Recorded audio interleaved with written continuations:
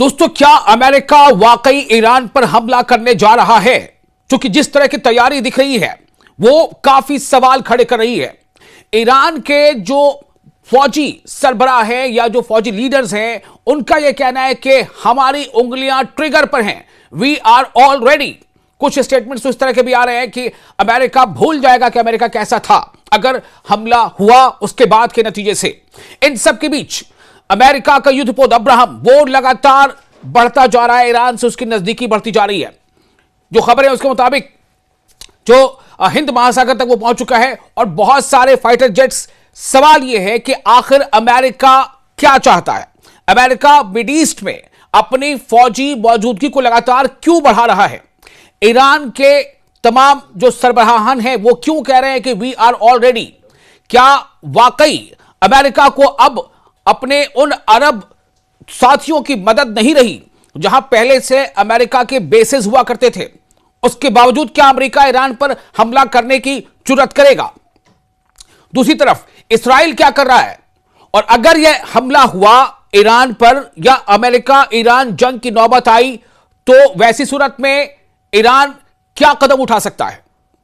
क्या ईरान के रडार पर इस्राइल होगा? अगर ऐसा है तो फिर इस्राइल की तैयारी क्या है?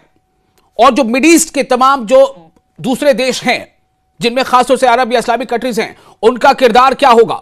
बहुत सारे ऐसे सवाल हैं जिनका जवाब ढूंढना बेहद जरूरी है। और इसके साथ ही हम आज इस पर चर्चा कर रहे हैं कि आखिर ये सारे जो डेवलपमेंट्स है वो क्या बता रहे हैं। इसी बीच आप ये ना भूलें कि वेनेजुएला में क्या हुआ, ग्रीनलैंड को लेकर के किस तरह की चर्चा चल रही है, बोर्ड ऑफ पीस को लेकर के क्या खेल चल रहा है, कौन उससे शामिल होगा कौन नहीं होगा, कौन हो रहा है कौन नहीं हो रहा, तमाम चीजें हैं। यूरोपियन यूनियन का अमेरिका के खिलाफ कई देशों का अमेरिका के खिलाफ सख्त बयान, बहुत सारी चीजें चल रही हैं। आप यकीन माने रशिया और चाइना की भी जो चालें हैं वो भले ही उसका शोर ज्यादा नहीं है लेकिन हलचल वो बहुत ज्यादा मचा रही है। आज इस पर हम चर्चा करेंगे। हमारे साथ दो खास मेहमान फिलहाल जुड़ चुके हैं। हमारे साथ है प्रोफेसर अजिताब, फॉरेन एक्सपर्ट है, और डॉक्टर जाकिर हुसैन जो फॉरेन एक्सपर्ट के साथ साथ मिड ईस्ट के मामलों के अहम जानकार है, ज्यादा जानकार है। आप दोनों का बहुत इस्तकबाल है। डॉक्टर अजिताब, मैं पहले आपके पास यह सवाल लेकर आना चाहता हूं। अब मेरा सवाल सीधा पहले आपसे यह है कि जो कुछ भी आप डेवलपमेंट्स देख रहे हैं, जो कुछ बदलाव देख रहे हैं, रणनीति के तौर पर देख रहे हैं अमेरिका की तरफ से, ईरान की तरफ से, सीधा सवाल, क्या अमेरिका और ईरान में जंग होने वाली है? आसार तो कुछ वैसे दिख रहे हैं, बट विश्व समुदाय के लिए एक बहुत अच्छा ये नहीं है जो आपने विशाल जी बताया। विश्व परिदृश्य में जितनी उथल पुथल हो रही है, पूरा डिसऑर्डर जो कहते हैं जी, उसमें नया अमेरिका का जो कदम है ईरान के अगेंस्ट में जी, वो निश्चित रूप से पूरे विश्व के लिए और भारत के लिए खासकर ये बहुत ही चिंतनीय है और भारत बहुत संभल के इस पे आगे बढ़ाएगा। जी, ईरान में जो हो रहा है उसमें अच्छा ये रहता है कि संवाद से, बातचीत से अमेरिका इसको सुलझाने की कोशिश करता, और ईरान बार बार कह भी रहा है कि भाई हम बातचीत के लिए तैयार हैं। तो बातचीत का रास्ता ही सबसे बेहतर है। युद्ध कोई किसी भी समस्या का समाधान नहीं है। रही बात कि इजराइल और मध्य पूर्व के और देश जो हैं वो क्या ईरान के अगेंस्ट में आएंगे, कहना बहुत मुश्किल है, क्योंकि ईरान के पास अपनी क्षमता है और निश्चित रूप से ईरान उस क्षमता का उपयोग करेगा। कोई भी अपने सर्वाइवल के लिए कुछ भी कर सकता है और ईरान इस मामले में पहले भी कर चुका है जी। तो ईरान को न परखा जाए, ये बेहतर होगा। और अमेरिका सुलह की नीति अपना के, जिस तरह से ग्वाटेमाला से लेके और हर जगह, ग्रीनलैंड की आपने बात की, वेनेजुएला की बात की, अब मध्य पूर्व में इस तरह की वाकयात होने का जो अंदेशा दिख रहा है, ये मेरे हिसाब से बहुत अच्छा नहीं है। और अमेरिका को सोचना चाहिए कि कैसे सुलह के साथ इस समस्या का हम समाधान करें। प्रोफेसर अजिताब, एक छोटा सा सवाल, छोटा सा जवाब भी चाहूंगा। दरअसल समस्या है क्या? अगर अमेरिका हमला करता है ईरान पे तो अमेरिका क्या बताएगा दुनिया को कि उसने क्यों हमला किया? जस्टिफिकेशन के लिए अमेरिका के पास कुछ नहीं है। अगर आप याद करें कि इराक पे इन्होंने जो अटैक किया था और जो बहाने इन्होंने बनाए कि भाई केमिकल वेपन्स है और उसके बदौलत इराक पे कब्जा किया गया, सद्दाम हुसैन को जिस तरह से इन्होंने किया ट्रीट, वो दुनिया को उसके सामने एक्सपोज हो चुका है। और ईरान के मामले में भी ऐसा ही कुछ होगा। उनके पास हॉलो है, कुछ दिखाने को ऐसा नहीं है। तो क्यों नहीं ईरान के साथ मिलके इन चीजों को सॉल्व करें। ठीक है, डॉक्टर जाकिर मैं आपके पास आना चाहता हूं। ये तमाम तब्दीलियां क्या इशारे कर रही हैं? खबर तो ये आई, डोनाल्ड ट्रंप ने कह दिया कि हमें खबरें आ रही है, we are being told that वहां पर कुछ ऐसा किलिंग्स नहीं हो रही है। ये आज से तकरीबन 10 दिन पहले की बात है। फिर ये भी बात आई कि ऐसा लगा कि उनके बयान से कि अब अमेरिका जो है ऐसा कोई हमला करने का इरादा अमेरिका का ईरान पर नहीं है। पूरा फोकस जो है वो चला गया ग्रीनलैंड पे। इस बीच अमेरिका के समुद्री जो बेड़े हैं और जो फ्लीट्स हैं फाइटर जेट्स के, वो तमाम चीजें मिडिल ईस्ट की तरफ बढ़ रही हैं। ये मैं चाहूंगा कि आप पहले हमें एक वो मंजर बताएं कि दरअसल अमेरिका की फौजी मूवमेंट इस वक्त क्या है और ईरान का स्टैंड क्या है और क्या वाकई अमेरिका कुछ डबल गेम कर रहा है। देखिए, पहली बात तो यह है कि लड़ाई में अमेरिका साम दाम दंड भेद छल कपट मुकरना ये सारी चीजें उसने दिखा दी है। ईरान के साथ एक नेगोशिएशन भी हुआ, उसके बाद अटैक भी किया। जी, ड्यूरिंग नेगोशिएशन तो अभी हमें ये नहीं मान के चलना चाहिए कि अमेरिका अटैक नहीं करेगा, अटैक करेगा। लेकिन मसला ये आता है, उसके लिए उसने अपने तमाम जो है, उसने अभी ट्रम्प ने कहा है कि अमेरिकन आर्मडा जी, वो तमाम जो है, जहां पर गल्फ से नहीं, यूरोप से और अदर बेसेस से, डिगो गार्सिया से, सब कुछ जो है, फाइटर प्लेन है, नेवल कैरियर्स हैं, एयर फ्यूल टैंकर्स हैं, ये सब कुछ जो है धीरे धीरे जो है ये दिखाने की कोशिश कर रहा है कि मैं अपना घेरा ईरान के गिर्द जो है तंग करता चला जा रहा हूँ। जी, लेकिन अब ये बात आती है कि इस अटैक से अमेरिका को मिलेगा क्या? जी, क्या वो क्या रिजीम चेंज हो जाएगा? क्या ईरान खत्म हो जाएगा? ये सारी संभावना नकारी जाती हैं, क्योंकि जब तक जो है बूट्स ऑन द ग्राउंड नहीं आएगा तब तक कुछ होना नहीं है। जी, तो अभी फिलहाल अमेरिका की कोशिश ये है, दो चीज़ें हैं। अमेरिका ईरान की जितनी कैपेबिलिटीज़ है, मिसाइल हैं, ये सारी चीज़ें डिस्ट्रॉय करना है ताकि उसका जो प्रेशस पॉइंट है उस रीजन में इसराइल को बचाया जा सके। जी।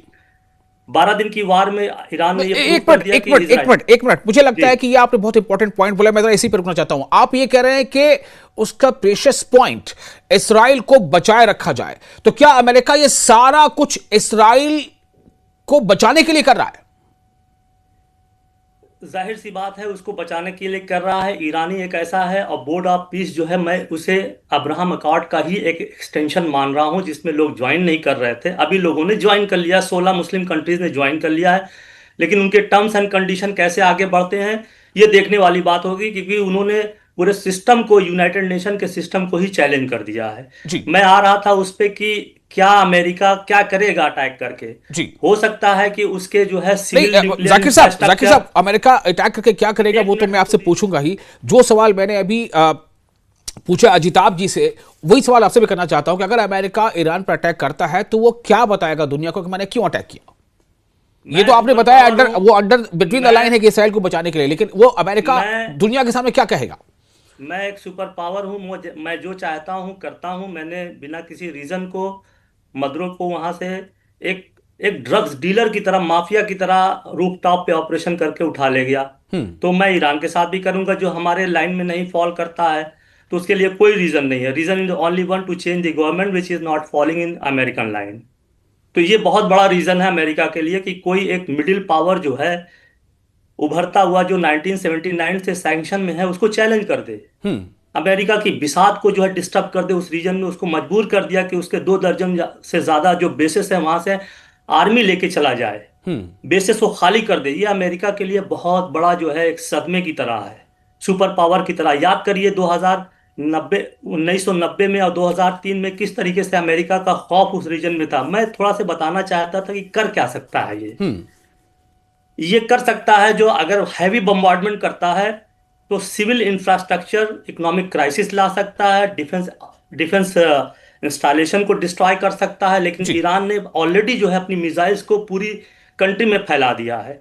और ईरान के पास 2 ऑप्शन ऐसे बड़े, उसने कहा है कि हम सरप्राइज देंगे। और 2 ऑप्शन उसमें लग रहा है कि पहले तो उसने कहा, उसके स्पोक पर्सन ने, कि हम 48 घंटे में न्यूक्लियर वेपन बना सकते हैं। अब कहा कि 24 घंटे में जी। और वो जो टारगेट है वो इजराइल का दिमोना न्यूक्लियर इंस्टॉलेशंस है। तो ये, और दूसरी बात जो है, अगर क्राइसिस को और बढ़ा देना है, इकोनॉमिक कंडीशन को डिटेरियोरेट कर देना है, और फिर से लोगों को एक बार फिर से सड़क पे प्रोवोक करके ले आना है। जी। तो ये अमेरिका की पॉलिसी है, ताकि ईरान को कंटिन्यूअसली ब्लीड करता रहे, उससे ठीक है, खून बहाता रहे, ताकि ये मतलब आप ये कहना गवर्नमेंट चाह जो रहे है हैं कि आने अगर वाले में अगर गिर जाए। अगर अमेरिका ने अटैक किया भी ईरान पे तो वो फुल फ्लेज्ड वॉर नहीं होगा कि बिल्कुल अंजाम तक पहुंचे, बल्कि डिस्टर्ब करके, परेशान करके, कमजोर करके, और शायद कि फिर से एक बार कोई एंटी गवर्नमेंट प्रोटेस्ट या कुछ वेव शुरू हो जाए, फिर वहां से उसको थम जाना है। ईरान बहुत बड़ी कंट्री है, उसके पास 10 लाख के करीब जो है रिजर्व और एक्टिव फोर्स हैं, तो इसने, और अभी तक कोई डिफेक्शन नहीं हुआ है इनकी फोर्सेस में। जी और जिस तरीके से इन्होंने दो चीजें किया कि कंट्रोल किया प्रोटेस्ट को, और जी। प्लस सबसे बड़ा एडवांटेज इनको ये मिला कि जो स्लीपर सेल थे, जिसको इसराइल ने, मोसाद ने, सीआईए ने और कुछ गल्फ कंट्रीज की स्पाई एजेंसीज ने मिलकर सालों से उसको बिल्डअप किया था, उसको एक्सपोज किया था, ठीक है, उसको जाकिर पकड़ साहब लिया। थोड़ा सा आप रुक जाएं, थोड़ा सा रुक जाएं। मैं अजिताभ जी के पास जाना चाहता हूं, प्रोफेसर अजिताभ। प्रोफेसर अजिताभ, मेरा सवाल आपसे ये होगा, ये जानते हुए कि अमेरिका ने इराक में क्या किया, ये जानते हुए कि अमेरिका ने अफगानिस्तान में क्या किया, ठीक है, बाद में बहुत लंबे अरसे के बाद वहां से अपने फौजी भी हटा लिए, ये जानते हुए कि अमेरिका क्या कर सकता है, वेनेजुएला में उसे क्या करके दिखाया, ईरान आखिर ये, मतलब आम जुबान में कहें तो ईरान मतलब ये पंगा क्यों ले रहा है? वो सरेंडर क्यों नहीं कर जाता? वो मान क्यों नहीं जाता? वो फॉल इन लाइन क्यों नहीं हो जाता? देखिए, एक ये तो जबरदस्ती एक तरह से कहा जाए कि भाई आप हमारी बात मानिए, हम जो कहते हैं, दादागिरी जो कहते हैं, वो है डिक्टेटरशिप। ये कोई किसी भी एक जो आप कह लो कि इंडिपेंडेंट कंट्री है, जी उसके खिलाफ इस तरह का स्टैंड होना, तो फिर ये विश्व व्यवस्था क्या करेगी? जी। ये तो आज ईरान के साथ हो रहा है, कल किसी और के साथ होगा, ऑलरेडी पहले हो चुका, आपने बताया। तो कहाँ इसका कोई अंत है क्या? किसी ना किसी को तो उठना पड़ेगा। जो नहीं तो अपने दुनिया मिडिल का पावर, ठेका क्या ईरान ने ले रखा है? मेरा सवाल आपसे सीधा ये है, मतलब मैं जानना चाह रहा हूं बस कि क्या ईरान के ऊपर कंधे पे ये जिम्मेदारी है कि भाई अमेरिका जो है खुले, मतलब बेकाबू बैल की तरह दुनिया को रौंदता ना जाए, इसलिए हम रास्ते आ जाते हैं? कौन साथ दे रहा है अमेरिका, ईरान का?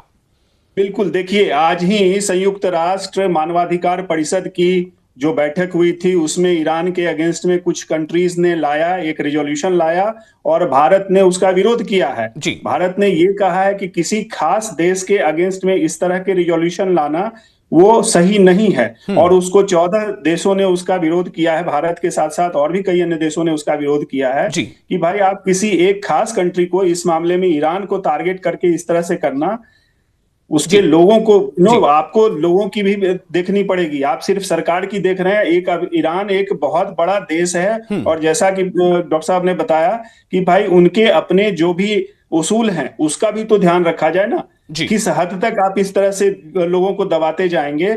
और ईरान जो भी इश्यूज हैं जी अमेरिका के, ऑफ जी। कोर्स वो मिडिल ईस्ट के इर्द गिर्द सारा घूम रहा है, तेल का इशू है, ईरान नहीं मान रहा है अमेरिका की बात, खास करके ट्रंप की बात, इसलिए जी उसको दबाने की कोशिश है। बेहतर होगा कि ईरान के साथ मिल बैठ के इसको सुलह करें। ये अमेरिका के लिए भी अच्छा नहीं है, और ईरान के लिए तो ऑफ कोर्स आप ये तवक्को, आप ये आशा कर रहे हैं कि डोनाल्ड ट्रंप जो है इस बात पे राजी हो जाए कि वो मिल बैठ के बातचीत कर ले? आपको लगता है उनके जो स्टाइल है, जो जिस तरह से उनकी एक्टिविटी दिख रही है? अच्छा, मैं आपके प्रोफेसर अजीजा साहब एक सवाल आपसे ये करूंगा कि अगर मान लीजिए कि अमेरिका ने हमला कर दिया, अगर मान लीजिए ईरान पर, ईरान क्या करेगा? इसराइल का क्या रोल होगा? क्या देख रहे हैं आप? इजराइल का तो रोल रहेगा, पहले भी हो चुका है, और इजराइल ने अमेरिका का हमेशा से साथ दिया है, तो आगे भी वो साथ देगा। और खास करके क्या ईरान का गुस्सा इसराइल के खिलाफ निकलेगा? बिल्कुल ईरान का निकलेगा। ईरान ने तो कतर तक को नहीं छोड़ा। आपने देखा कि दोहा में जो के आसपास जो कतर में उनके बेसेस थे, उसको अभी हटाया गया। पहले भी उस पर अटैक किया ईरान ने, लास्ट टाइम भी जब ईरान के न्यूक पे अटैक किया अमेरिका ने, तो ईरान ने उसमें बदले में कतर जो अमेरिका का एलाई है उस पर भी अटैक किया था। जी जी हाँ। तो जाकिर साहब, मैं आपके पास फाइनल कमेंट के लिए आ रहा हूं कि अगर जंग होती है, मतलब आप कह रहे हैं कि अमेरिका अटैक कर सकता है, हो सकता है कि बमबारी करके फिर हट जाए, ये कब तक हो सकता है अगर लगता है तो? क्या इंडिकेशंस क्या हैं? या फिर सिर्फ अमेरिका जो एक तरह से डरा रहा है कि आ जाओ हमारे बोट पर? दो चीजें मैं कहना चाहूंगा कि आज ही जो है अमेरिका के नेशनल डिफेंस स्ट्रेटजी पेपर जो है आउट हुआ है, उसमें ईरान का जिक्र 11 बार किया गया है जी। चाइना का 22 बार किया है, नॉर्थ कोरिया का 13 बार किया है, और 14 बार रशिया का किया है। और उसमें उसने साफ ये लिखा है कि हम इजराइल को मजबूत करेंगे, ठीक है, ताकि वो अपना डिफेंस कर सकते और अपना ऑब्जेक्टिव पूरा कर सके, और साथ ही साथ ये भी क्या है, अरब एलाइंस को भी हम मजबूत करेंगे। तो यहाँ पर, और अरब और ट्रम्प की अगर हिस्ट्री हम देखते हैं तो पहले वो बहुत बड़ा ऑ एंड फियर क्रिएट करते हैं, बहुत बड़ा भय क्रिएट करते हैं, फिर चीजें लाइन पे नहीं आती हैं तो निगोशिएशन भी जी स्टार्ट करते हैं। इसका जी दो एग्जाम्पल हमारे सामने है जी तालिबान का। ठीक है। अब आते मेरे ही पास उन्होंने मदर ऑफ बिल्कुल ऑल ये बम्स, कंक्लूजन की तरफ मैं जा रहा हूं, आप एक दो और जुमले बोल के से कंक्लूड कीजिए। जैसे वो आए थे अफगानिस्तान में, मदर ऑफ ऑल बम्स उन्होंने डाला, फिर उसके बाद जो है गाजा पे कहा कि आई विल, मैं जमीन पे जहन्नम उतार दूंगा तुम्हारे लिए, लेकिन फिर एक निगोशिएशन पॉइंट पे आए। तो ठीक कहीं है। ना कहीं अगर ईरान भी फ्लेक्सिबल कहीं होता है हाँ तो डील हो सकती है, क्योंकि अमेरिका पूरी तरीके से अपने को एक्सपोज नहीं करना चाहता, क्योंकि उसको उसके सामने बड़े इश्यूज हैं। बिल्कुल वो चाहता है किसी तरीके से ईरान कहीं ना कहीं उसकी इज्जत बचा ले। ठीक है। ओके चलिए, बहुत शुक्रिया प्रोफेसर अजिताभ साहब आपका और डॉक्टर जाकिर आपका भी। बहुत इंसाइटफुल ये बातें आपने की हैं और आशा यही करना चाहिए कि जंग ना हो, बातचीत हो, डायलॉग हो और न सिर्फ एक खित्ते में बल्कि पूरे दुनिया में अमन जो है उसका क़याम हो। बहुत शुक्रिया, आप बने रहे न्यूज़ 18 के साथ, हमें दें इजाजत।